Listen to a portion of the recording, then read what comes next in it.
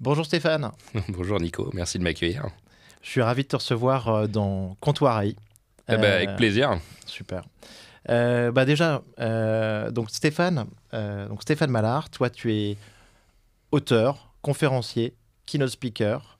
Tu as écrit Disruption qui est paru en 2018. Alors en fait le titre exact, parce que disruption c'est un mot, c'est une marque déposée par TBWA dans les années 90. Le titre complet c'est Disruption, intelligence artificielle, fin du salariat et humanité augmentée.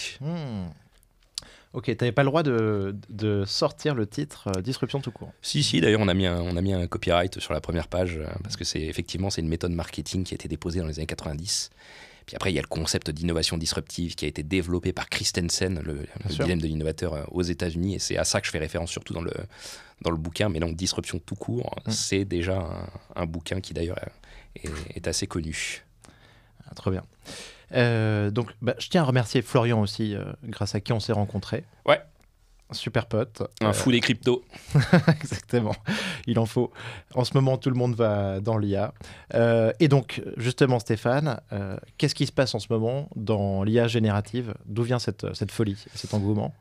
En fait, c'est que c'est un petit peu comme en 2012, ce qui se passait sur le deep learning. Je rappelle, le deep learning, ces réseaux de neurones à couche profonde qui permettaient de reconnaître ce qu'il y avait sur des images, détecter des cancers mieux que des médecins, permettre au Google Car de se repérer, etc., qui donnaient de vrais résultats.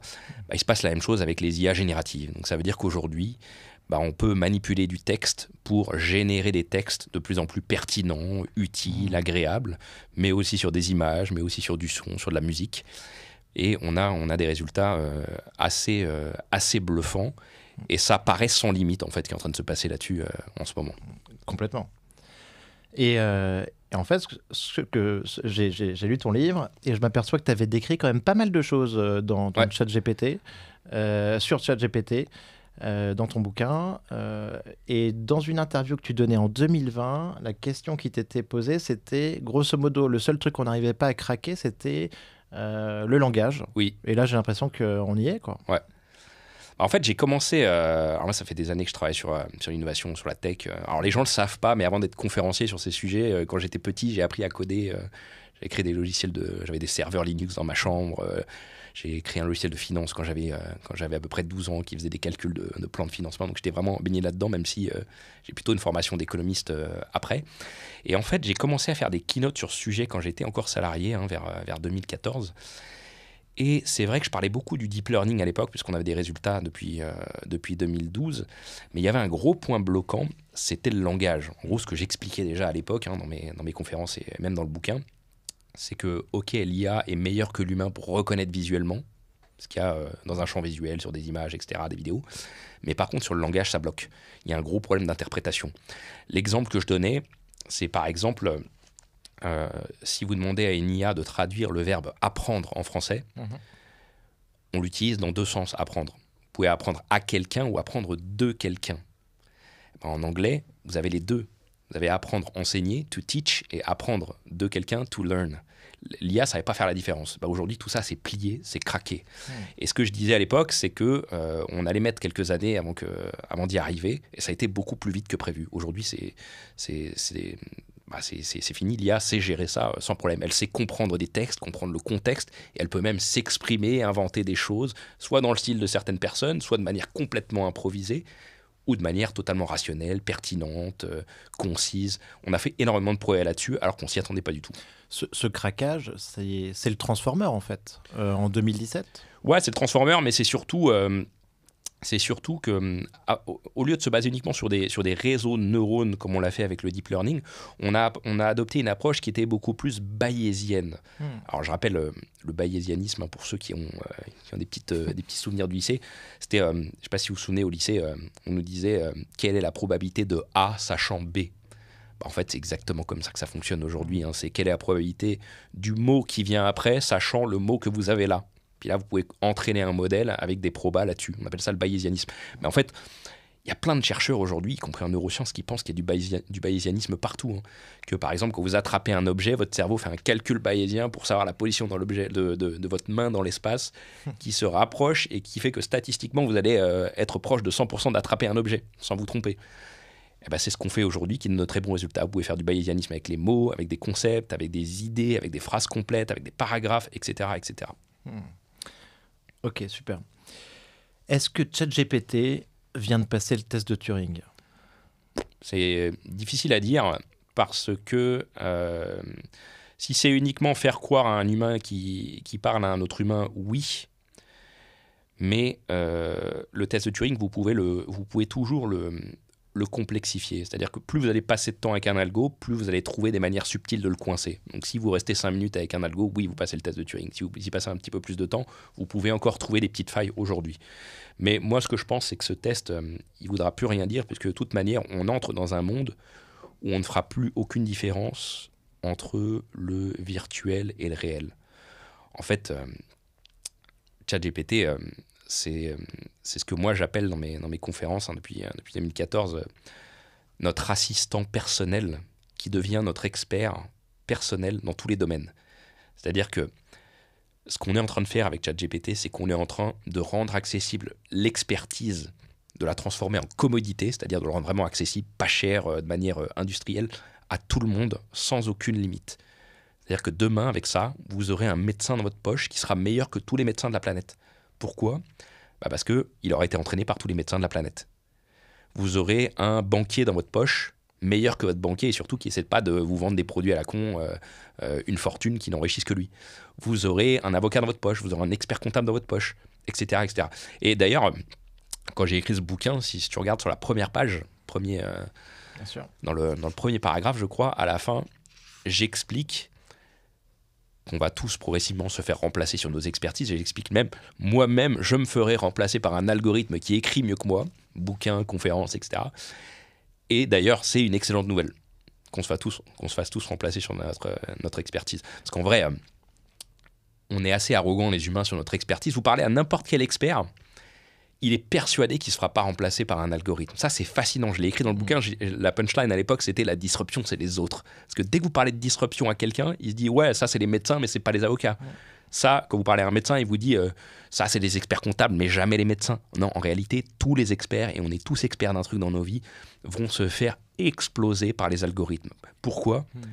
Parce que l'expertise, c'est un ou plusieurs algorithmes qui fonctionne avec de l'essai-erreur, un côté darwinien, etc. Mais on fine-tune notre algorithme depuis notre naissance en allant à l'école. Ensuite, on fait des études spécialisées. Puis ensuite, on acquiert une expérience au travail, une expérience professionnelle. Mais tout ça, c'est du fine-tuning de notre algorithme d'expertise dans un job.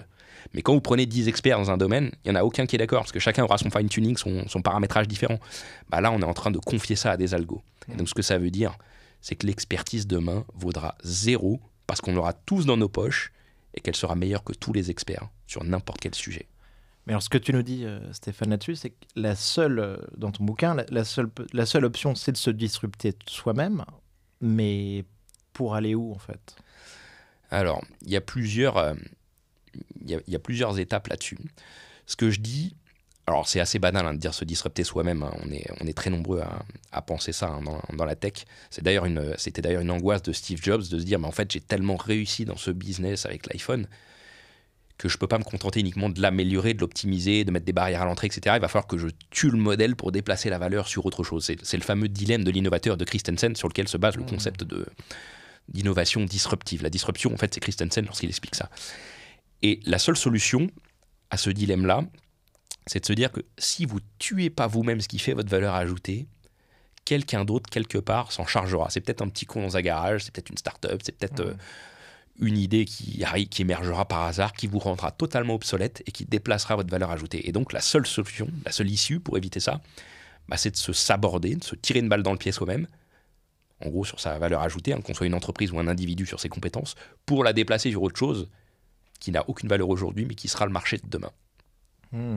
Ok. Ça, c'est l'inverse en fait de ce qu'on apprend en école de commerce. En école de commerce, on dit vous protégez votre marché, vous créez de nouvelles features, vous allez faire de la croissance externe, grossir, protéger votre marque, etc. Non, c'est aussi ce que disent les cabinets de conseil. Eux, ils sont obsédés optimisation de process, de coûts, de machin. C'est fini ce monde-là. Dans le nouveau monde, ce qu'il faut faire, c'est s'aborder ce qui a fait votre valeur et la déplacer sur autre chose. Parce qu'en gros, aujourd'hui, la valeur, elle reste vraiment temporaire. Que vous soyez une entreprise, une marque, un youtubeur, un podcasteur, un conférencier, ce que vous voulez, vous devenez très vite obsolète. Et le seul moyen de s'en sortir, c'est de vous rendre vous-même obsolète très vite et de pivoter sur quelque chose d'autre. Comme le font les startups qui vont chercher leur marché en permanence. Et ce phénomène-là, il s'accélère en fait. Donc l'obsolescence qui était avant celle d'une carrière en fait, dans une boîte, peut-être 30 ou 40 ans. Aujourd'hui, en tout cas, ça s'est accéléré énormément, quoi. Ouais, on va être obligé de pivoter en permanence. Et surtout, lorsqu'on parle d'individus, ce qui est fascinant, en fait, c'est qu'on entre dans une ère où, en gros, les experts ne vaudront plus rien et on va chercher des hybrides. En fait, ce qu'on a fait avec les formations, les grandes écoles, toutes ces choses-là, c'est qu'on a fait des clones. C'est que les gens sont tous experts dans un truc, ils deviennent cadres dans une entreprise, mais ils sont vachement substituables, en fait. Et ce qui aura de la valeur dans le monde dans lequel on entre, c'est plutôt les hybrides. C'est celui qui aura une spécialité dans un truc plus une autre, parce que la valeur, ça sera au croisement des deux. L'exemple que j'aime bien donner souvent, c'est si vous êtes avocat plus prof de yoga, peut-être que vous avez une singularité que personne d'autre a. Alors que si vous êtes juste le cadre en contrôle de gestion ou je sais pas quoi dans un grand groupe, en fait, ils peuvent appuyer sur un bouton et vous substituer du jour au lendemain. Votre valeur ajoutée, elle vaut pratiquement rien en fait. On me parlait, j'en parlais avec Pierre Entremont, notamment que j'ai reçu dans le podcast, d'une abondance artificielle. Oui. Et en fait, c'est là-dessus qu'il faut trouver une valeur ajoutée, une forme d'unicité au croisement de plusieurs disciplines. Moi, je crois beaucoup à cette hybridation. Je pense que la valeur, elle est vraiment au croisement de ce qui est totalement inattendu. C'est le cas, en fait, de tout ce qui nous entoure. Lorsqu'on parle de musique, d'art, de littérature, tout est combinatoire. Tout est de l'information combinée et c'est l'assemblage qui fait la valeur des choses. Qu'on parle d'assemblage de mots, encore une fois, de notes, lorsque vous parlez de musique, de tonalité, de la poésie, tout ce que vous voulez, tout est assemblage, tout est combinatoire. Et quand vous combinez les choses d'une manière qui plaît aux gens, on appelle ça la créativité, mais c'est aussi ce qui fait la valeur ajoutée demain. Après, c'est vrai qu'on entre dans un monde où tout ce qui nous entoure va devenir de plus abondant en matière de contenu, en matière d'accessibilité à des logiciels, à de l'intelligence, lorsqu'on parle d'intelligence artificielle. Et donc, il va falloir se singulariser. Parce que dans ce monde, en fait, ce que font les nouvelles technologies, c'est qu'elles transforment en commodité tout ce qui nous entoure. Un logiciel, une fois que vous l'avez lancé, il ne vaut plus rien parce qu'il est tout de suite copié en open source et accessible à tous, que ce soit par un GAFA ou par une startup. Un contenu, c'est pareil. Une fois qu'il est public, tout le monde l'a entendu, il n'a plus de valeur. Ça devient la norme, en fait. Tout le monde se l'accapare. Et lorsque vous avez un monde d'abondance artificielle, dans ce monde numérique, dans ce monde digital, il faut vous singulariser, soit en étant extrêmement différent, soit en étant un hybride, soit en vous rendant obsolète en permanence pour déplacer votre valeur là où on ne vous attend pas. C'est une course effrénée. D'ailleurs, il y en a qui finissent en burn-out avec ça. Mais on est obligé, avec cette accélération exponentielle, de forcer ce phénomène-là, en fait. Je comprends, Stéphane. Mais donc, est-ce que tu penses qu'il y a des gens qui vont se retrouver dépassés et qui vont pas vouloir suivre tes recommandations et qui vont peut-être essayer de se mettre à l'écart dans la société ? Alors, ça, oui, mais je pense que ça va être vraiment une petite partie de la population. Tu sais, c'est un peu comme dans les années 90, les gens qui disaient, lorsque les portables sont arrivés, « Ah, moi, j'aurais pas de portable. » Ils ont tous un iPhone, ces gens-là, aujourd'hui. Ils ont mis plus de temps que les autres, mais ils y sont venus, tu vois. Mais non, ce que je pense, c'est que on va tous, de manière générale, se faire remplacer par la technologie. Personne n'y échappera. Pendant la révolution industrielle, après la révolution industrielle, si tu veux, on a remplacé les ouvriers par du service, par du logiciel. Ensuite, on a créé les cadres dans les grands groupes qui aujourd'hui sont totalement inutiles pour la plupart. 80% des gens dans les grands groupes font semblant de travailler. Ils ont ce que David Graeber appelle un bullshit job. Mais c'est un secret bien gardé, parce qu'en réalité, personne n'a intérêt à le dénoncer, puisque quand tu dénonces le bullshit job de ton collègue, lui peut dénoncer le tien, celui du manager. En fait, c'est tout un système qui se tient sur le bullshit, quoi. Avec les cabinets de conseil qui vont vendre des trucs inutiles, machin. C'est une vraie industrie. Mais avec l'arrivée de l'intelligence artificielle, tu es en train de rendre obsolète tous ces jobs dans les services. Tu peux remplacer 80-90%, surtout ce qu'on voit en ce moment avec ChatGPT, de ce que les gens font, de la valeur ajoutée qu'ils apportent dans ces boîtes. Qu'est-ce qui reste là-dedans ? Il reste en gros une boîte avec très peu de salariés et un max de technologie sur le modèle des GAFA. Tout à fait, donc c'est ce qui se passe. On l'a vu avec Elon Musk de manière un petit peu violente, qui nous montre que Twitter peut rendre le même service avec 50% de ses effectifs. Il se passe la même chose avec Facebook, avec Google. On se demande si une grande partie des employés de Google n'étaient pas bons en fait qu'à être des spécialistes en latte. Ouais. J'ai vu la punchline, ouais. Voilà, mais là maintenant, en fait, ça c'est vrai pour les GAFAM, c'est vrai aussi pour les grandes boîtes. Qu'est-ce que ça veut dire pour le futur du marché du travail ? Alors, c'est pas tout à fait vrai encore pour les grandes boîtes non-tech. Parce qu'il faut vraiment faire la différence entre les deux. Tu as les grosses boîtes de tech que tu citais, hein, Twitter, Facebook, Meta, etc., hein, qui ont déjà beaucoup de technologie et très peu de salariés par rapport à leur chiffre d'affaires. C'est déjà un modèle unique qui, elles, n'hésitent pas à faire des layoffs, à licencier lorsqu'il y a des conditions économiques qui changent, etc. Elles sont habituées. Le modèle pour ces boîtes, ça va être toujours plus de tech et de moins en moins de salariés et de création de valeur massive. Par contre, dans les grands groupes non-tech, prends en gros toutes les boîtes du CAC 40, hein, c'est l'ancien monde, hein, c'est le XXe siècle, hein, c'est des banques, c'est des boîtes d'énergie, des assureurs, mais il n'y a aucune boîte de tech là-dedans. C'est beaucoup de salariés, de cadres, avec des gros chiffres d'affaires et assez peu de technologie en réalité, même si elles disent l'inverse. Pour ces boîtes-là, théoriquement, comme je le disais, elles pourraient supprimer, alors ça dépend des boîtes, hein, 50, 60, 80% de salariés qui font semblant de travailler. C'est un vrai tabou, personne n'en parle, mais on sait bien, enfin beaucoup de gens savent que vous avez des cadres qui ne font qu'aller au travail et faire semblant de bosser dans ces boîtes. C'est un véritable tabou. Est-ce qu'on parle des managers aussi ? Alors, on a beaucoup parlé des managers dernièrement parce qu'on sait qu'il y a une crise du management, parce qu'en fait, être manager, en fait, c'est une promotion en France. C'est-à-dire que quand tu as réussi dans ton job, on te nomme manager, mais on ne sait même pas si tu vas être un bon manager, ça n'a aucun sens. Mais du coup, il y a des managers de tout, il y a des directeurs de tout, des responsables de tout. Dans les grands groupes, en réalité, c'est beaucoup de représentation et de politique et de démagogie. La seule compétence qui compte dans un grand groupe non-tech, c'est la politique interne. C'est de montrer que tu as été bon publiquement, souvent en t'appropriant les projets des autres, hein, ce qui est un véritable scandale là-dedans, parce que ceux qui bossent vraiment, souvent on les enterre. Et une fois que tu as eu ce poste, tu te décroches un titre d'ancien régime, hein, comme je disais, ils appellent ça MD dans les banques par exemple, Managing Director, des lettres de noblesse. Vraiment, tu t'achètes du statut social, tu prends 20-30% de ton salaire en plus, et tu fais ça toute ta vie. Mais en réalité, c'est un système, comme je disais, qui se tient par le bullshit, puisque tu as des gens qui font semblant de bosser avec des gens qui font semblant de bosser en face, et le meilleur, enfin celui qui gagne, c'est celui qui est meilleur en politique. Et souvent, ces gens-là, c'est fascinant parce qu'ils vont de grand groupe en grand groupe, mais ils sont incapables, par exemple, d'aller bosser dans une start-up, parce que là, on demande de la vraie valeur ajoutée, ou ils sont incapables, pas tous, hein, mais la majorité, de se lancer à leur compte ou de se mettre entrepreneur. Moi, j'en connais un paquet qui sont sortis des grands groupes avec des gros chèques, parce que tu sais, ils font souvent des plans de départ, qui se mettent entrepreneur ou coach ou je sais pas quoi. C'est un échec total.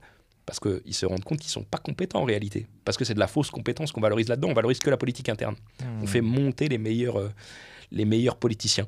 Et donc ce monde-là, théoriquement, il devrait disparaître, puisqu'on n'a plus besoin, comme je disais, ça peut être 50 à 80% de ces salariés de grands groupes qui ont des bullshit jobs. Mais, comme je le disais, comme ils ont intérêt à faire semblant et à se tenir, ils continuent à exister. Puis ils ont des complices, je le disais tout à l'heure, hein, les cabinets de conseil par exemple qui vont vendre des fausses missions, souvent achetées par des copains, souvent juste pour avoir le tampon du cabinet qui a dit que, alors qu'en fait il y a zéro valeur ajoutée. Tout ça c'est une espèce d'ancien monde qui s'agite, qui interagit, qui crée peu de valeur ajoutée, mais avec une inertie qui fait qu'il existe encore alors que c'est totalement absurde, quoi. Mais donc ce monde-là va être disrupté par l'intelligence artificielle, mais aussi par la technologie au sens large en fait. Oui. Alors moi, l'une de mes thèses, c'était la grosse thèse de mon bouquin, c'était de dire que la technologie au sens large, et encore plus l'intelligence artificielle, est en train de faire disparaître le salariat. Alors c'est fascinant parce que quand j'explique ça aux gens, il y a des levées de boucliers avec des gens qui disent « Ah, mais tout le monde ne veut pas être entrepreneur, tout le monde ne veut pas être à son compte. » Mais ce que je dis aux gens, mais en fait, c'est pas vous qui décidez, les gars. C'est que quand tu demandes aux gens pourquoi le salariat existe, les gens te répondent comme ça, tu as un salaire et tu es protégé, tu es tranquille. Mais non, c'est pas du tout ça. C'est que le salariat existe parce que c'est plus rentable. C'était plus rentable au cours de l'histoire d'avoir des salariés dans une boîte. Aujourd'hui, en France, tu as raison. Je constate ça autour de moi. On parle presque du CDI, quoi, tu vois, comme on n'en a jamais parlé avant. Comme d'un truc rassurant par rapport au logement, par rapport à la retraite. Aujourd'hui. Le CDI, vu comme un Graal. Sauf qu'en fait, ça va disparaître. Moi, c'est ma conviction. Déjà, quand tu demandes aux gens pourquoi le salariat existe, ils se plantent tous en pensant que c'est pour protéger les individus. Mais pas du tout. Le salariat existe parce qu'à l'époque, depuis plus d'une centaine d'années que ça existe, c'était plus rentable d'avoir des salariés que des artisans, que d'aller chercher les gens. C'est un prix Nobel d'économie qui s'appelle Ronald Coase, qui a expliqué d'ailleurs que les entreprises, c'est pour ça que les entreprises existaient. C'est qu'avant, il y avait des artisans, mais il fallait aller les chercher, contractualiser avec eux, mesurer leurs performances, etc. Il y avait plein de coûts associés à ça. Bah, lui, il a expliqué, Ronald Coase, il a eu un prix Nobel d'ailleurs pour l'ensemble de sa carrière, il a expliqué qu'en fait, c'était beaucoup plus rentable de prendre des gens, de les mettre dans une boîte avec un salaire et de les faire se coordonner ensemble. Les coûts associés à ça étaient moins chers que d'aller chercher des artisans. Sauf que quand tu les mets salariés dans une boîte, tu leur mets un lien de subordination. C'est ça le sens légal du salariat, c'est un lien de subordination au chef. T'obéis au boss en gros. Mais c'est plus rentable que d'avoir des artisans. C'est comme ça que les entreprises sont nées. Et toute l'histoire de la mondialisation, c'est cette histoire-là. C'est le fait de prendre des salariés, de les mettre dans une boîte, de les faire coopérer pour créer de la valeur, de grossir, d'avoir des économies d'échelle, et ensuite d'externaliser ce qui est le moins rentable dans des pays à bas coût, soit auprès d'entreprises spécialisées lorsqu'elles ont plus de valeur ajoutée sur un truc. Tout ça, c'est l'histoire de la mondialisation. Ce qui se passe depuis la mondialisation, depuis les années 90, c'est que cette facette-là s'accélère, on externalise de plus en plus, on spécialise de plus en plus, et souvent on disait aux boîtes, spécialisez-vous dans votre cœur de métier, externalisez tout le reste. Et ben maintenant, on passe à la phase ultime de l'externalisation, c'est qu'on externalise même les gens. C'est-à-dire que la technologie, elle est en train de baisser massivement les coûts de transaction qui auparavant empêchaient de prendre des artisans, dans la théorie de Ronald Coase, qui fait que c'est beaucoup plus rentable, facile, pas cher d'aller chercher des travailleurs indépendants, des freelances, ou des gens qui sont des solopreneurs, comme on dit aujourd'hui, de les faire bosser au max de leur valeur ajoutée, chacun selon sa spécialité, et surtout de les faire coopérer sur des plateformes d'indépendants, de freelance, avec des algos qui vont leur trouver les missions, que ce soit des missions de quelques heures à des missions de plusieurs années s'il faut, de trouver les bonnes personnes avec qui ça va super bien matcher pour faire des équipes complémentaires, enfin bref, de faire des dream teams. Ça, ce que ça veut dire, c'est extrêmement violent ce que ça veut dire. Ça veut dire que quelqu'un qui aujourd'hui est compétent dans son job, premièrement, et pour qui il existe une demande, si vous faites un job qui a disparu, bah évidemment, ça ne sert à rien, mais si vous êtes compétent et qu'il y a une demande pour votre job, alors vous avez intérêt à sortir du salariat et à facturer des entreprises qui auront besoin de votre valeur ajoutée. Et à avoir des notes, des recommandations. Exactement. Vous serez noté, les algos vont vous évaluer en permanence, etc. Ça veut dire quoi en termes de signal ? Ça veut dire qu'aujourd'hui, ce sont les moins compétents qui restent salariés dans des boîtes. Ce phénomène-là, il est extrêmement tabou aujourd'hui. Et surtout, ça devient un sujet politique puisque, comme tu le disais, on valorise le CDI, on valorise encore même le salariat pour certains partis politiques, alors qu'en fait, on devrait protéger l'individu plutôt que le CDI ou le salariat, puisque le salariat est en train de disparaître, puisque les meilleurs quittent le salariat. Ça, c'est vraiment un tabou absolu. Dans les grands groupes aujourd'hui, j'entendais des grands groupes d'audit et de consulting récemment qui disaient nous, on recrute. En off, ces gens-là sont terrifiés puisqu'ils savent que les meilleurs ne veulent plus être salariés, ni dans le conseil, ni dans les banques d'investissement, ni dans les cabinets d'audit, etc., etc.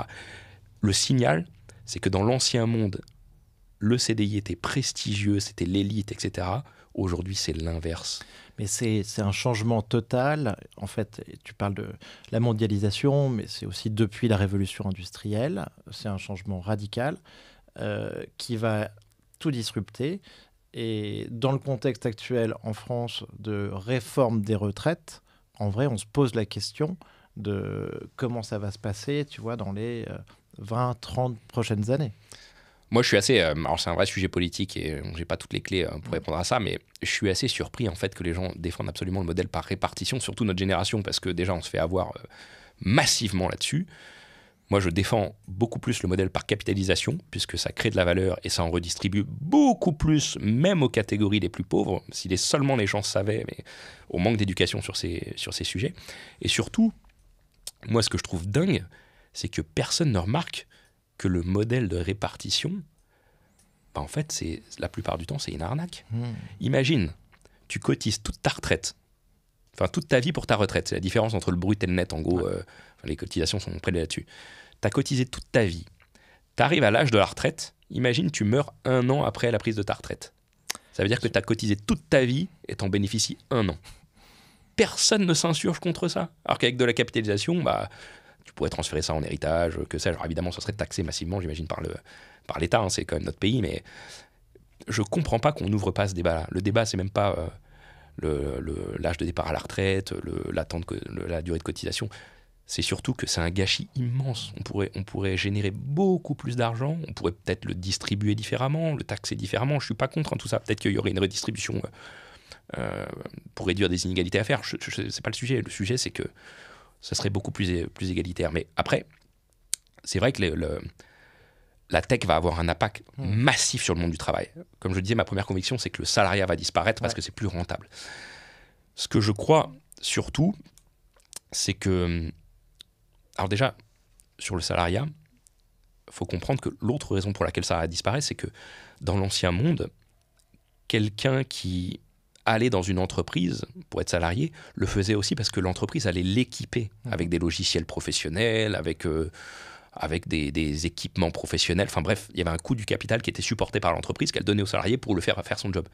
Aujourd'hui, puisque tout est une commodité, vous pouvez être équipé de technologies, d'équipements professionnels pour rien. Bien sûr. Avant, il fallait une suite bureautique. Aujourd'hui, c'est gratuit. Aujourd'hui, on a des algos encore plus puissants gratuits. Demain, on aura de l'intelligence artificielle encore gratuite aussi. Vous pouvez monter une boîte tout seul, n'importe où sur la planète, avec un coût du capital qui est de 0. Même pas besoin de siège social, vous la mettez dans le cloud. Même pas besoin de salariés, vous les prenez sur des plateformes partout, à droite, à gauche. Tout ça est en train de tuer le salariat. Ça, c'est la première chose. Salariat disparaît. Mais deuxièmement, c'est qu'on est potentiellement tous disruptables face à l'intelligence artificielle. Ce que je disais sur l'expertise tout à l'heure, on va tous se faire exploser par l'IA qui sera meilleure. Ça se fait toujours en 2 étapes. Première étape, l'IA accompagne l'humain. L'IA est complémentaire de l'humain, de l'expert. C'est-à-dire qu'elle suggère un diagnostic, par exemple, pour le médecin. Puis ensuite, le médecin va se rendre compte que l'IA est toujours fiable, voire qu'elle est meilleure que lui, à certains égards. Et dans un deuxième temps, l'IA remplace l'expert parce qu'on se rend compte qu'en plus d'être fiable, elle devient meilleure, elle fait de meilleures suggestions. Il suffit qu'un algorithme soit 0,01% meilleur qu'un expert statistiquement pour qu'on l'utilise et que ça génère des rendements qui soient beaucoup plus que quelques pourcents, quoi. C'est pas du tout linéaire comme truc. Oui, donc écoute, je comprends bien Stéphane, je pense qu'on attend beaucoup de changements sur le travail. Ça va être peut-être la fin du travail en réalité. La fin du travail. Parce que là-dessus,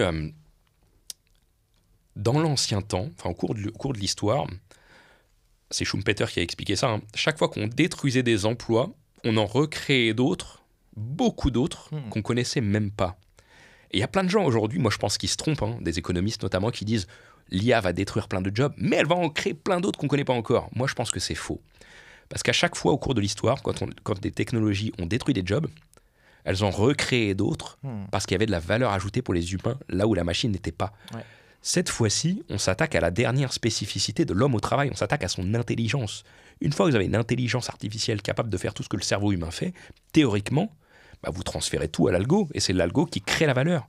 Ce que je crois, c'est que ça va créer de la valeur massivement dans tous les secteurs à des niveaux qu'on n'a jamais vus au cours de l'histoire, mais avec une destruction nette d'emplois. Ça sera une création de jobs, destruction de jobs, mais la destruction risque d'être plus importante que la création, et donc destruction nette. Donc ça va être un changement radical, peut-être devenir 10 fois plus, 100 fois plus productif, une destruction nette, et aussi des choses, être 10 fois plus, 100 fois productif, ce qui peut être très bon pour l'éducation, pour la santé, plein d'innovations à venir. Tous les secteurs sans exception. Mais aussi pour des industries malicieuses, du négatif, des mauvaises choses. Et la capacité de nuisance multipliée par 10 ou par 100, que ce soit pour des hackers ou des personnes mal intentionnées. Oui. En fait, tout ça, c'est une question de volatilité. Chaque fois que vous faites plus 10 dans un domaine, vous pouvez aussi faire moins 10 avec des gens qui ont de mauvaises intentions. Moi, ce que je crois, c'est que l'IA va être tellement transformante dans tous les secteurs que tout ce qui sera transformé par l'IA en bon le sera aussi en mauvais. Et donc, il faudra utiliser des IA pour essayer de contrôler le mauvais. L'IA doit devenir un contre-pouvoir de ceux qui vont utiliser ça à mauvais escient. Ce que ça veut dire, c'est qu'en gros, dans l'ancien monde, il y avait des antivirus. Demain, vous aurez des hackers qui vont créer des virus avec de l'IA. Il va falloir des antivirus avec de l'IA pour vous protéger de l'IA. Ça va être IA contre IA. Ça, j'y crois beaucoup. L'une des conséquences de ce truc-là, c'est qu'on entre dans un monde où on va réduire massivement l'asymétrie d'information dans tous les domaines. Et l'une des conséquences de ça, c'est que le marketing, selon moi, va disparaître, par exemple. Alors ça, c'est un truc que je disais déjà en 2017 et tous les marketeurs me sont tombés dessus sur Internet en me disant « mais il connaît rien, il raconte n'importe quoi ». Ils n'avaient même pas écouté le raisonnement. Mais l'idée, c'est de dire que le marketing, tu vois, c'est toutes les techniques et les outils qui existent pour te faire acheter un produit, pour le commercialiser, trouver ton marché et te le faire acheter. Ça marche super bien, c'est un domaine qui est étudié, il y a des grosses techniques, il y a des gros résultats. Sauf que demain, les marketeurs, ils vont utiliser l'IA pour te vendre des produits. Et ça va être tellement puissant que chaque produit va être irrésistible. Mais qu'est-ce qui va se passer? C'est qu'une boîte qui utilise l'IA pour te vendre un produit, immédiatement son concurrent va répliquer, va faire la même chose. Donc déjà, tu vas annuler une partie des effets avec ça. Mais surtout, puisque ce sera tellement puissant et irrésistible pour les consommateurs, ça veut dire que les consommateurs aussi vont devoir se protéger de l'influence des IA. Et donc c'est comme si on allait avoir besoin d'antivirus pour nous protéger, avec de l'IA pour nous protéger de l'influence des IA marketing qui veulent nous vendre des trucs. Et donc on va avoir de plus en plus des filtres algorithmiques à base d'IA sur le monde qui vont défendre nos intérêts et nous protéger. Sinon, on aurait envie de tout acheter parce que l'IA pourrait nous proposer de tout acheter, d'être tellement puissante qu'on ne saurait pas résister à ça. Et donc, on va réduire cette asymétrie d'information. Le but, ça c'est un truc que j'explique dans mes conférences, pareil, depuis 2014, beaucoup de gens m'avaient méprisé à l'époque quand je disais ça, et aujourd'hui, ils disent exactement ça. C'est que le but de l'intelligence artificielle, c'est que les technologies se fondent dans le décor et qu'à la place, on ait un seul point d'entrée technologique qui sera notre assistant intelligent, qui va être notre expert personnel dans tous les domaines, qui nous connaîtra parfaitement.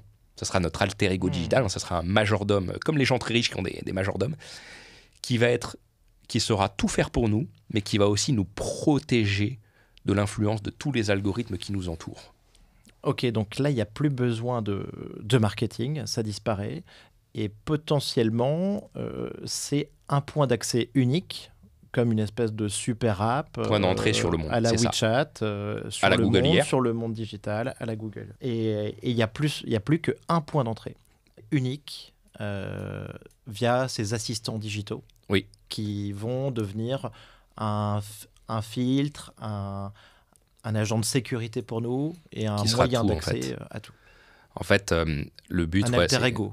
C'est ça, c'est que au lieu d'avoir un point d'entrée comme le moteur de recherche de Google ou des applis ou autre, vous aurez juste un point d'entrée unique qui sera votre assistant intelligent, qui vous connaîtra parfaitement, qui aura eu toutes les données sur vous, qui saura exactement ce qu'il faut vous suggérer, pas vous suggérer. Et en fait, ce sera un truc qui défendra vos intérêts en permanence pour filtrer la symétrie d'information qu'il y a autour de vous, pour maximiser tous les critères que vous aurez décidés dans votre vie, que ce soit la qualité de vos interactions, votre bonheur, vos achats, ce que vous voulez. Quand je dis ça, souvent en conférence, il y a des gens qui me disent « mais non, ça va être utilisé pour nous manipuler et autres ». Je dis « mais non ». Parce que si c'est le cas, si c'est un problème, c'est une opportunité business pour un concurrent de développer de l'assistant qui défend vos intérêts. Et donc, on va arriver progressivement à ces assistants qui vont défendre nos intérêts. Le digital est darwinien, comme je le dis dans le bouquin. Ça fait émerger ce qui a le plus de valeur pour les gens, ce qui est sélectionné par l'environnement. Un assistant qui peut nous connaître mieux que nous-mêmes, ça, c'est facile. Dans notre intérêt. Qui nous connaîtra mieux que nous-mêmes, exactement dans notre intérêt, et qui fera tout. C'est-à-dire cet assistant intelligent, il va gérer votre logistique de vie, c'est-à-dire il va organiser vos vacances, vos déplacements, vos rendez-vous, il commandera vos taxis pour l'aéroport, que sais-je.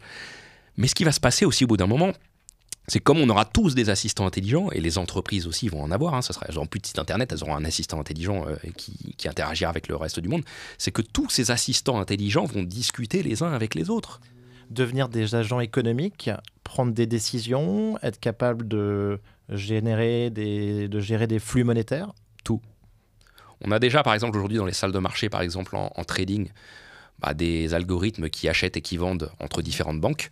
Il faut imaginer ça, mais sur tous les aspects de nos vies. C'est-à-dire, vous aurez votre assistant qui fera vos courses, mais vous aurez aussi votre assistant qui vous éduquera, qui gérera vos finances personnelles, mais qui interagira aussi directement avec l'assistant intelligent de votre banque, de votre école si vous êtes étudiant, de celui de votre avocat si vous allez au tribunal, que sais-je, vous aurez toutes les entreprises qui existeront demain auront un assistant intelligent qui interagira avec les autres assistants intelligents. On aura un écosystème, comme Internet aujourd'hui, sauf qu'on aura une couche d'intelligence, c'est l'Internet cognitif, avec ces assistants intelligents qui feront des trucs pour nous à notre service.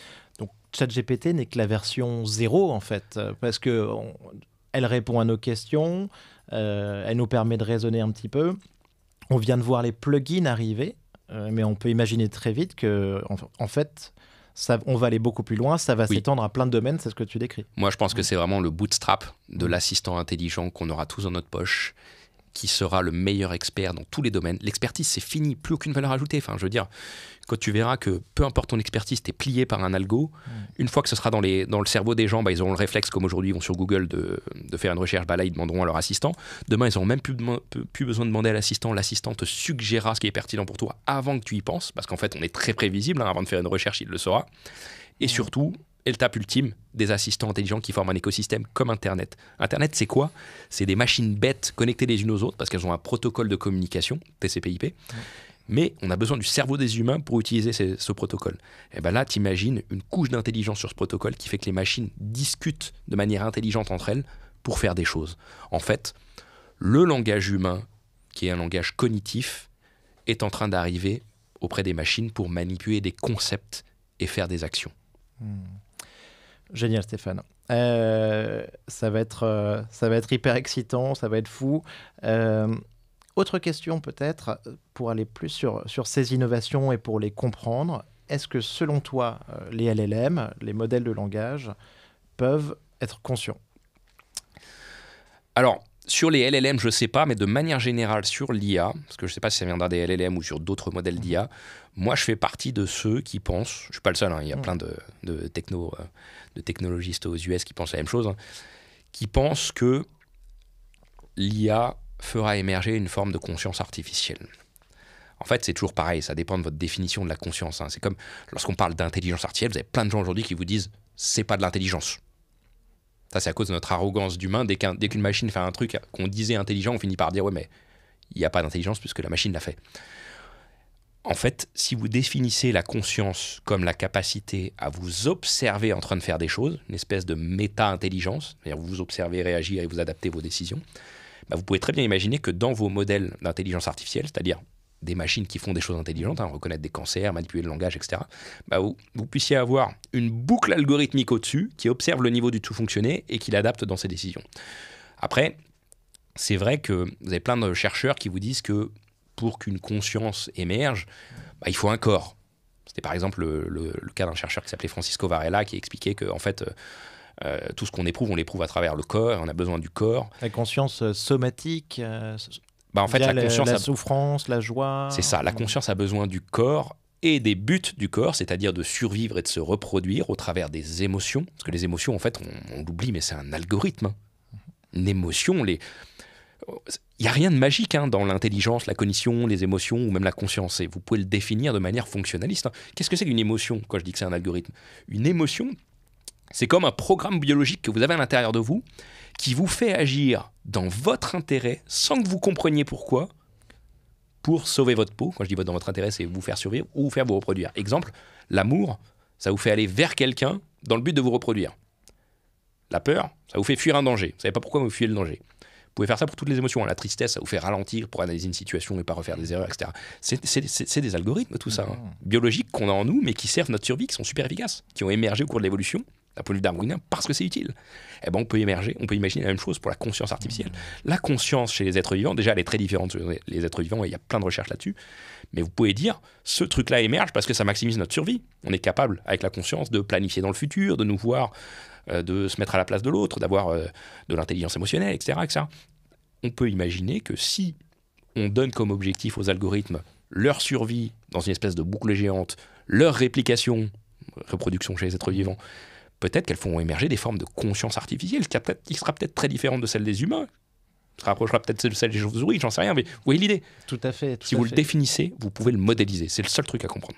L'importance de la simulation aussi donc, dans ces modèles qui savent très très bien imiter le comportement humain, faire en fait ce qu'on leur demande.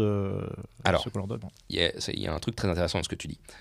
Il y aurait deux formes de conscience artificielle. Tu peux la simuler, c'est-à-dire faire croire à un humain que tu as de la conscience artificielle alors que ce n'est pas le cas, juste parce que tu manipules des données et des chiffres. C'est le problème de la chambre chinoise en intelligence artificielle, où tu manipules juste des symboles, mais la personne en face pense que tu as quelqu'un d'intelligent en face. Ou alors faire vraiment émerger une forme de conscience, mais qui n'est pas biologique, qui est artificielle. L'exemple qu'on donne tout le temps avec l'intelligence artificielle, c'est le vol, si vous voulez, des oiseaux ou des avions. Un avion, ça atteint le même objectif, la même fonction qu'un oiseau, qui est de voler. Mais vous voyez bien qu'un avion fonctionne très différemment d'un oiseau qui biologiquement vole différemment. C'est exactement la même chose. Ça, c'est un argument que j'entends tout le temps et qui m'agace un peu, c'est qu'il y a plein de gens qui disent l'intelligence artificielle, c'est pas de l'intelligence parce que ça fonctionne pas comme le cerveau humain. Mais on s'en fout. Le but, c'est que ça atteigne l'objectif. Si ça reconnaît des cancers mieux que des médecins, et qu'on appelle ça intelligence artificielle, c'est le but. On n'a même pas besoin de savoir comment ça marche. On s'en fout à la limite. Tu parlais d'émotion, Stéphane. Ce qu'on voit aujourd'hui, c'est qu'il y a des applications comme Replica, qui sont des compagnons romantiques et qui arrivent à rendre les gens accros, addicts. Oui. Est-ce que tu penses que ça, c'est une tendance qui va se poursuivre ? Je pense que ça va être... On va vivre cette tendance de manière démesurée. Pourquoi ? Alors déjà, ce qu'on voit avec ces assistants intelligents amoureux, c'est que les gens éprouvent de vraies émotions avec eux. Parce qu'ils sont tellement vraisemblables en matière de qualité des interactions qu'on ne fait plus la différence entre un humain et ce type d'assistant. Ça, c'est un truc qu'on a déjà avec plein d'objets. Lorsque tu lis un livre de qualité, tu es tellement dans l'histoire que ça te coupe du monde extérieur. Tu ne fais plus la différence entre le réel et le virtuel. Lorsque tu es dans un rêve, c'est pareil, tu ne fais plus la différence entre le réel et le virtuel. Un bon film, c'est la même chose. Tu vois ça de manière très très puissante aujourd'hui avec les jeux vidéo. Ils sont tellement bien faits que tu transpires, etc. La réalité virtuelle, même chose. La pornographie en ligne. Il y a plein de jeunes qui ne sortent plus parce qu'ils préfèrent la pornographie en ligne. Parce que pour le cerveau, il n'y a plus de différence entre le réel et le virtuel. Et le virtuel obtenu, enfin, qui fait obtenir de la dopamine artificielle est plus puissant que le réel. Mais ce que je crois, c'est que ça va s'exacerber dans tous les domaines. Vous savez, il suffit de voir les gens sur leur smartphone dans le métro, ou même les couples au restaurant en vacances qui préfèrent être sur leur smartphone pour comprendre que le virtuel est meilleur que le réel. Ouais. Ça, les assistants intelligents amoureux, c'est un cas particulier. Mais ce que ça veut dire philosophiquement, c'est qu'en réalité, quand on parle de l'amour, par exemple, on n'est jamais en interaction avec une personne qu'on aime. Vous pensez être en interaction avec votre partenaire, en fait, vous êtes en interaction toujours avec l'image que vous faites dans votre esprit de votre partenaire. C'est ce que prouvent ces assistants intelligents. On ne connaît jamais la personne qu'on a en face de soi, on connaît juste l'image qu'on s'en fait dans notre cerveau. Et c'est vrai pour tous les objets. Je prends partenaire, mais vous pouvez dire animal de compagnie, vous pouvez dire jeu vidéo, avatar virtuel. Notre vie n'est qu'une interaction avec une autre représentation du monde dans notre cerveau. Et pas son entièreté, parce que l'entièreté, on ne la connaît pas. Par exemple. Et surtout, vous savez, il y a une blague, je crois que c'est Naval qui a fait cette blague dans la Silicon Valley, je crois. Il dit la seule chose qu'on rencontre de notre vie, c'est notre propre système nerveux. Notre vie ne se passe que dans notre cerveau, qui est une représentation sous forme d'image, de son, de sens, etc., de la réalité, mais qui est une construction de notre esprit. C'est la seule chose avec laquelle on interagit dans notre vie. Passionnant. Stéphane, j'aimerais te lancer aussi sur une idée que je viens de lire là, un petit peu les premières des analyses là, sur ChatGPT, que je trouve assez intéressante. C'est Dan, le cofondateur d'une boîte qui s'appelle Evry, qui dit que ChatGPT, aujourd'hui, on le voit comme une base de connaissances facile d'accès. On le voit de temps en temps comme un moteur de recherche, mais que potentiellement, c'est peut-être plutôt un moteur de raisonnement. Oui, exactement. Alors ça, c'est fascinant. Là aussi, on est en train d'inverser ce que c'est que l'intelligence. Dans l'ancien monde, il fallait utiliser notre intelligence pour poser des questions. En gros, aller sur Google pour trouver des réponses. Mais on était enfermé dans ces réponses. Parfois, par hasard, on trouvait des choses qui avaient de la valeur. On appelait ça la sérendipité. Trouver ce que vous ne cherchiez pas, mais qui a de la valeur pour vous.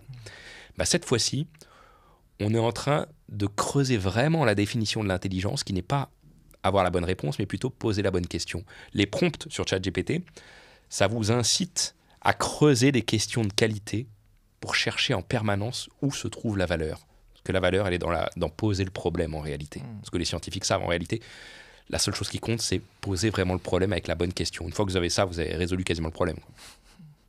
Super. Stéphane, sujet d'actualité, c'est la pétition, le moratoire de 6 mois qui vient d'être mis en ligne par Future of Life.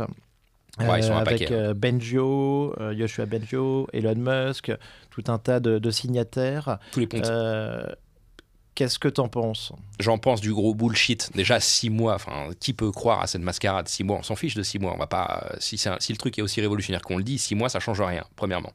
Moi, ce que je crois, c'est que c'est du gros bullshit, que tout le monde n'est pas au même niveau d'entraînement sur ces modèles, et donc ils demandent un moratoire pour que tout le monde puisse être au même niveau fine-tuner les paramètres des algos, parce que sinon, en fait, c'est tellement pas linéaire comme truc, c'est tellement exponentiel qu'il suffit que vous ayez une semaine de retard sur votre concurrent pour avoir des années d'avance, en réalité. C'est vrai que ça semble assez étonnant, parce qu'on a vu que, grosso modo, ce qui sort derrière, ce qu'on dit, c'est que tu as peut-être seulement 4 ou 5 boîtes ou organisations humaines qui, aujourd'hui, sont capables d'avoir des recherches au niveau de GPT-4 ou au-dessus, ce dont on parle. C'est ça. Et ce qui est fascinant, c'est que ça vient jamais de là où on l'attend. Moi, je pensais que ça allait être Google qui allait sortir ça. En fait, c'est OpenAI. Et surtout, on ne sait pas ce qu'ils font en Chine. Parce que eux, ils vont mettre 10 fois plus de calculateurs sur le coup, ils vont traîner leur modèle encore plus fort, et puis ils vous diront pas ce qu'ils font. Donc non, enfin, pour moi, cette histoire, c'est une mascarade. Hein. C'est comme en Europe, on va essayer de réglementer ça parce qu'on est incapable de faire de l'IA. Mais les Italiens sont très forts, en tout cas, avec ce qu'ils ont, ils ont interdit ChatGPT ce week-end, mais sous le compte du RGPD. Ouais. Mais je suis pas sûr que ça soit la bonne manière. Non, mais en Europe, on est un vieux continent. On est une population vieillissante, donc qui a peur. Et surtout, on est un continent extrêmement averse au risque. C'est pour ça qu'on n'innove pas. C'est pour ça que moi, je ne crois pas à toutes les initiatives pour innover en Europe. Ça ne marche pas. On n'est pas comme ça, les Européens. Vous pouvez créer le marché que vous voulez, vous pouvez mettre les capitaux que vous voulez, ça ne changera rien. Il y a une aversion au risque européen. Les Américains n'ont pas ça. Pourquoi ? Je crois que c'est Jared Diamond qui explique ça, à vérifier. Ce qu'il explique, c'est qu'il y a un biais de sélection des Américains. Il dit que les premiers qui sont montés sur les bateaux pour aller coloniser les États-Unis, il y avait évidemment les persécutions religieuses, mais il y avait surtout des gens qui n'étaient pas averses au risque. C'était les plus aventuriers. Et on sait que c'est lié au moins à 2 gènes, ça, génétiquement. Et donc, forcément, si ces gens-là montent sur les bateaux pour aller coloniser les États-Unis, 300 ans plus tard, qu'est-ce que vous avez ? Vous avez des gens qui prennent plus de risques que la moyenne qui est restée en Europe. Et donc, vous avez un continent qui innove beaucoup plus. Ça, on l'a pas, génétiquement, je pense, en Europe. Bien sûr.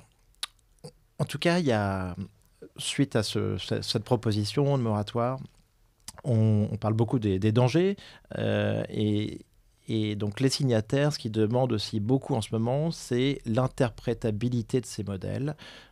Il y en a même qui disent qu'il faudrait un projet Manhattan pour essayer de comprendre ce qui se passe dans CLLM, dans GPT-4, avant d'avancer sur la suite. Est-ce que tu penses que c'est réaliste et intéressant ? Moi, je pense que ça, c'est totalement inutile. C'est comme la RGPD, hein. C'est un truc qui est inutile et trop facilement contournable et qui est une balle dans le pied pour ceux qui mettent ça en œuvre. En fait, je sais, en Europe, ces dernières années, ça m'a fasciné parce que moi, je faisais des conférences en Europe, aux États-Unis, un peu partout. Et je voyais la différence de culture là-dessus, c'est fascinant. En Europe, on ne parlait ces dernières années que des biais des algorithmes, sujet dont on se fout en réalité complètement, parce que vous pouvez les traiter facilement. Enfin, il suffit de faire un vrai set de données aléatoires et les biais, vous les corrigez naturellement, premièrement. Et on ne parlait ensuite que d'éthique et de protection de la vie privée et des données. Ça, c'est ridicule selon moi. Les biais, comme je l'ai dit, ça se corrige avec des vrais sets de données aléatoires, comme on le fait en statistique depuis toujours. Ce qu'on appelle les tirages en double aveugle lorsqu'on fait de la science, enfin tout ça, on sait le faire. Sur la vie privée et la RGPD, pourquoi c'est du bullshit tout ça ?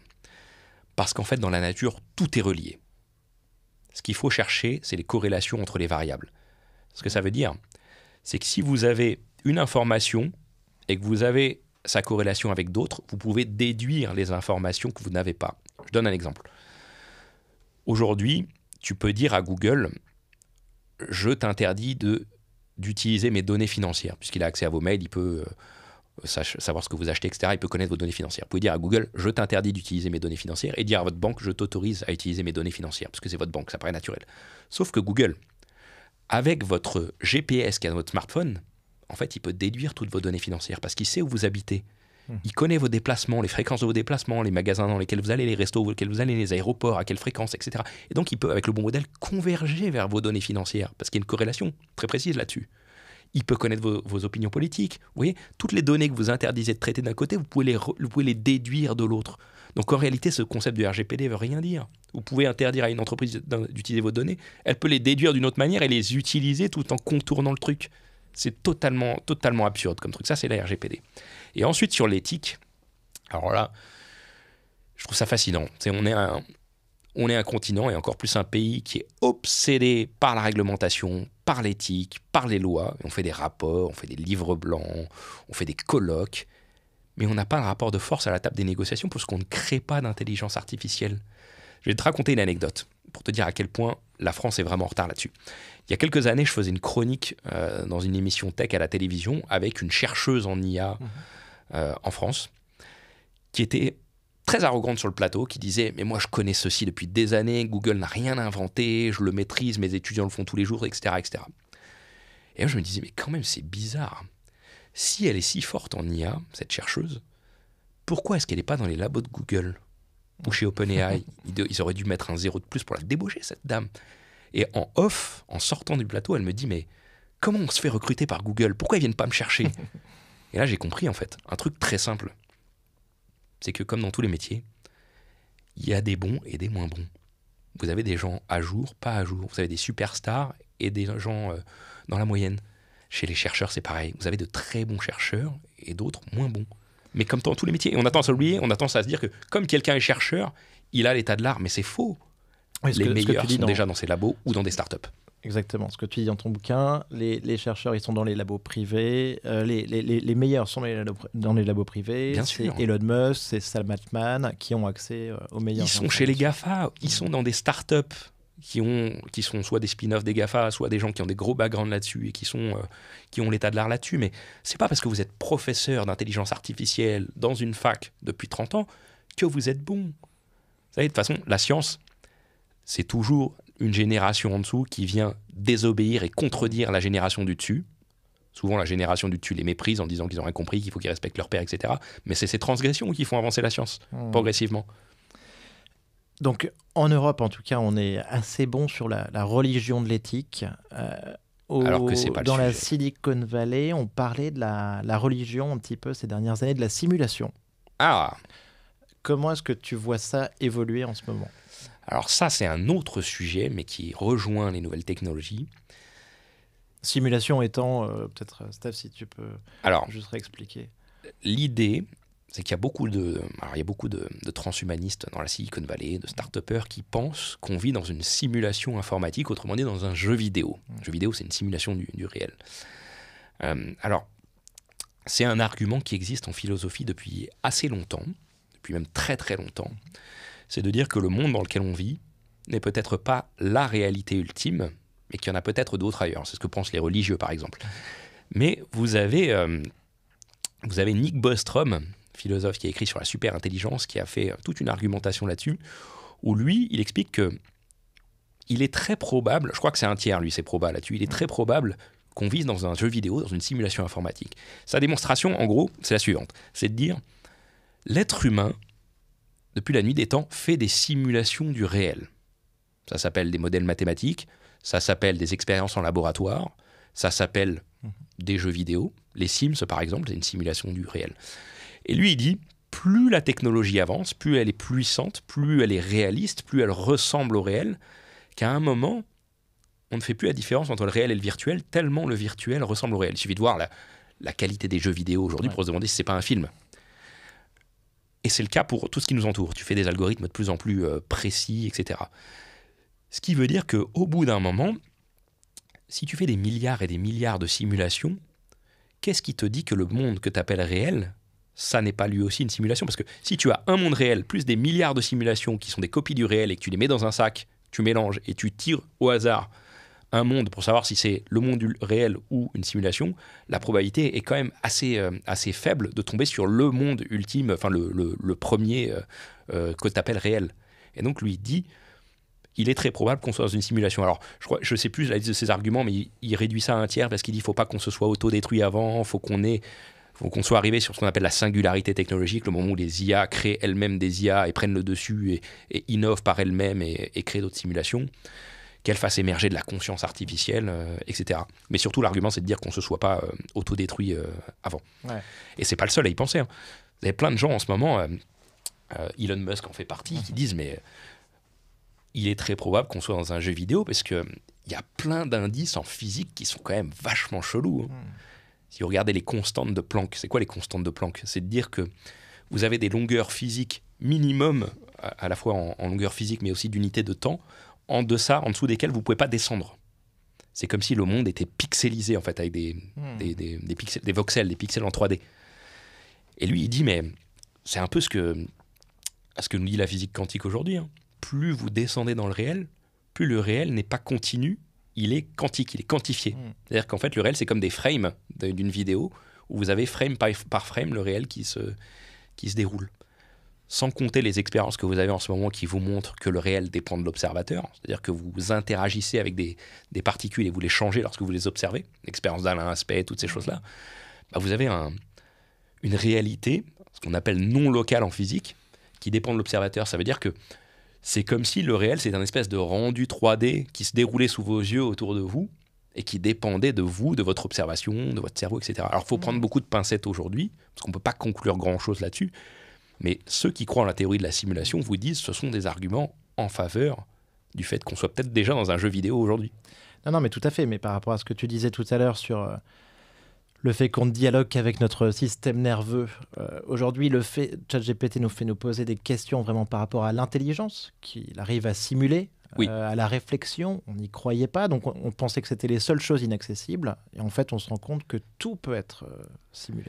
Alors, là-dessus, vous avez deux camps. Vous avez des gens qui vous disent non, il y a autre chose. C'était déjà le cas avec les dualistes. Je ne repasse pas sur toute la philosophie de Descartes et toutes ces choses-là. Hein. L'idée, c'est de dire soit vous êtes matérialiste et vous pensez qu'il n'y a que de la matière et que ça fait émerger des trucs comme l'intelligence, comme la conscience, etc. Si c'est le cas, alors oui, théoriquement, vous pouvez tout modéliser. Il suffit juste de bien définir ce que vous voulez modéliser et vous pouvez le modéliser pour atteindre le même objectif. Je ne t'ai pas répondu sur la compréhension des algos tout à l'heure, mais en réalité, on s'en fout de comprendre les algos. On veut juste qu'il atteigne l'objectif qu'on lui assigne avec une meilleure performance, probabilité de succès qu'un humain. Un algo, on s'en fout de comprendre comment il diagnostique un cancer, on veut juste qu'il soit statistiquement meilleur qu'un humain pour sauver des vies. On n'a pas besoin de savoir comment il fonctionne, on veut qu'il pilote l'avion mieux statistiquement qu'un pilote humain. Et il suffit qu'il le pilote 0,1% mieux en moyenne qu'un humain, et c'est déjà plus sécurisé. Imaginez ça pour tout. Que ton recrutement soit meilleur dans une boîte, que ton prochain produit soit meilleur pour le marché, etc. Votre algo est meilleur statistiquement. C'est la seule chose que vous devez vous contenter de mesurer. Mais oui, théoriquement, dès que vous définissez un concept de manière précise, alors vous pouvez le modéliser. Vous avez la puissance aujourd'hui, la data et les algos pour le faire. Donc toi, Stéphane, ce que tu dis, c'est en tout cas, on va avoir des progrès énormes qui vont arriver grâce à ces technologies. Et tu es très optimiste par rapport à ça et tu dis il faut avancer et on se posera les questions derrière ou pas une fois qu'on aura vraiment avancé. Moi je suis un techno-optimiste. Et peut-être qu'une IA nous donnera les réponses bien plus tard. sûr, moi je suis un techno-optimiste à mort là-dessus. Je dis que de toute manière, les humains sont très arrogants sur l'intelligence, mais on est beaucoup moins intelligent qu'on le pense et ce n'est pas magique. Moi je pense que l'intelligence c'est un algorithme ou un paquet d'algorithmes qu'on finira par le craquer, que c'est peut-être l'IA qui nous donnera la clé, peut-être que les humains, c'est un réseau de neurones aussi beaucoup plus complexe, d'un type différent qu'on ne connaît pas encore. Je ne réponds pas à ça, c'est la science qui tranchera, mais je crois que l'IA va nous faire des progrès considérables dans tous les domaines de l'humanité. Peut-être qu'elle fera disparaître le travail, mais là encore, c'est encore une question de valeur. Quand on dit ça, vous avez des gens terrifiés qui disent « mais comment on va vivre ?» C'est juste qu'on a une société où le travail n'est plus la norme. Bien sûr. Peut-être qu'il faut... Les gens oublient, mais en fait, on travaille pour quoi ? On travaille pour se débarrasser du travail. On innove, on a plus de productivité, c'est-à-dire on crée plus de valeur en une unité de temps avec l'innovation, avec le progrès. Mais pourquoi on fait ça ? Pour avoir plus de loisirs et moins de travail, au sens contraignant. Complètement. On peut toujours occuper son cerveau avec ce qu'on appelle un travail, mais si c'est gratifiant, en réalité, c'est peut-être plus un travail, c'est peut-être une occupation, c'est peut-être de l'art, c'est peut-être autre chose. Mais sortir de la notion de travail au sens...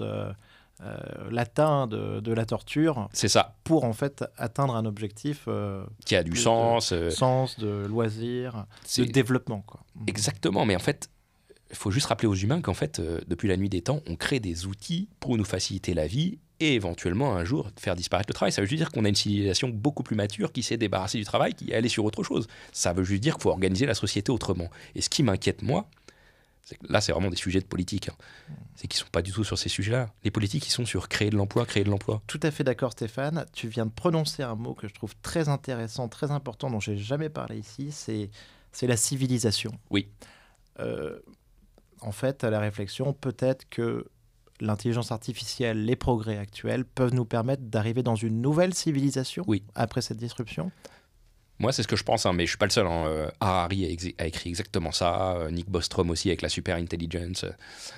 L'idée, c'est de dire, c'est plus que post-moderniste, hein, ce qu'on va vivre, c'est qu'on va avoir une convergence entre de la biologie et de l'artificiel qui nous fait franchir un cap. Elon Musk, c'est la même chose. Hein. Les puces qu'ils veulent nous mettre dans le cerveau, c'est pas uniquement pour guérir des maladies. Ça va être parce que le volume d'informations qui nous entoure sera tellement énorme, tellement rapide, avec des flux tellement rapide qu'on aura besoin d'être équipé d'une nouvelle forme d'intelligence qui sera cette fois-ci à base de silicone, hein, artificielle, pour traiter toutes ces informations.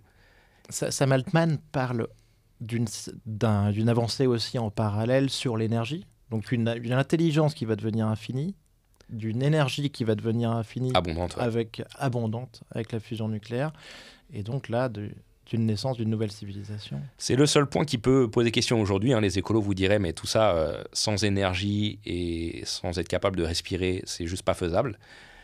Bah, l'idée de ces gens-là, alors je sais que c'est l'argument que les écolos détestent, c'est de dire que la technologie va nous aider à résoudre ces problèmes. Ok. Merci beaucoup Stéphane. Je te pose la dernière question, la traditionnelle. Ton film ou livre de science-fiction préféré? Alors, les livres de science-fiction que je préfère, c'est les deux classiques que tout le monde doit avoir lus et connaître par cœur. C'est 1984, Orwell, et Le meilleur des mondes, Aldous Huxley. Pourquoi ? Parce que c'est les deux options, les deux scénarios dans lesquels on risque d'aller avec les nouvelles technologies. 1984, je rappelle, c'est une techno-dictature où les gens sont privés de liberté, où tout est contrôlé. Ça pourrait être le cas demain avec une intelligence artificielle, c'est l'un des risques à prendre en compte, à ne pas écarter, et ça, c'est des sujets politiques. C'est plutôt le modèle asiatique, je pense, aujourd'hui. Et le deuxième modèle, qui risque d'être plus le modèle occidental, c'est celui d'Aldous Huxley, dans Le meilleur des mondes, où lui, il explique carrément qu'en fait, cette nouvelle civilisation avancée, elle est avancée parce qu'elle a fait disparaître la contrainte du travail, mais surtout parce qu'elle a mis le plaisir au centre de tout. Dans Le meilleur des mondes, ils prennent du soma, qui est une espèce de... Alors, c'est comme les champignons hallucinogènes ou le LSD aujourd'hui, ou l'ayahuasca.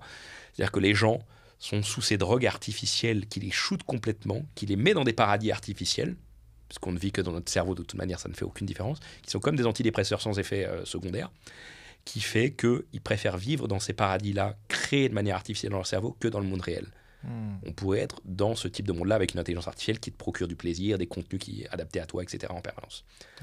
C'est les deux options de scénario. Soit plaisir illimité, masqué par de la technologie qui te fait croire que tu es libre, etc. Soit technodictature à la 1984. Ça, c'est les livres. Après, les films, alors je reviens pas sur les classiques qu'on a vus dernièrement, que ce soit Heure, Ex Machina, tous ces films-là qui sont très bien. Moi, ce qui m'a mis une énorme claque, le truc le plus intelligent que j'ai vu ces dernières années, c'est la série Westworld. Bien sûr. Alors, je pense déjà que les créateurs, les frères Nolan, là, je pense qu'ils ont fait ça sous LSD ou champignons. Mais l'idée dans ce truc, c'est l'histoire d'un parc d'attractions avec des robots humanoïdes qui ont des algos et à qui on va mettre un algo de conscience artificielle. C'est-à-dire qu'ils vont commencer à développer leur propre conscience. Alors, je ne dévoile pas tout, mais... Et on se pose la question finalement après, mais finalement, qu'est-ce qui est humain et qu'est-ce qui est robot, si ces robots sont capables de développer leur propre conscience? Qu'est-ce qui est réel, qu'est-ce qui n'est pas réel?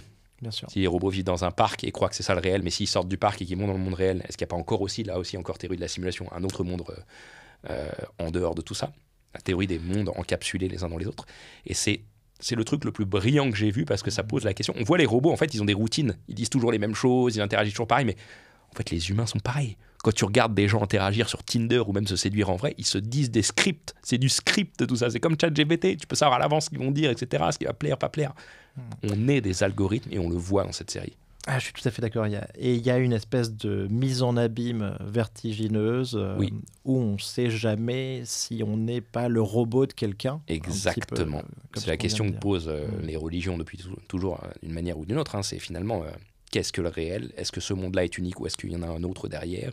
Est-ce qu'on est issu d'un créateur? Est-ce qu'on est dans un ordinateur géant? Est-ce qu'il n'y a rien d'autre que ça et c'est juste une illusion de notre esprit, comme le pensent les bouddhistes, par exemple? Ils pensent que le réel n'existe que dans l'esprit et que c'est l'esprit qui conçoit tout le réel, ce qui est très proche d'ailleurs de ce qu'on découvre en physique, ce qui est assez bluffant à faire le rapprochement entre les deux. Mais ouais, la série Westworld, c'est vraiment le truc le plus intelligent que j'ai vu ces dernières années. Tu nous laisses sur de grandes questions, Stéphane, sur lesquelles peut-être l'IA va nous donner des réponses prochainement. Et peut-être qu'on aura l'occasion de rééchanger dessus. En Avec tout cas, plaisir. Merci beaucoup Stéphane. Merci à toi. Et à bientôt. À bientôt.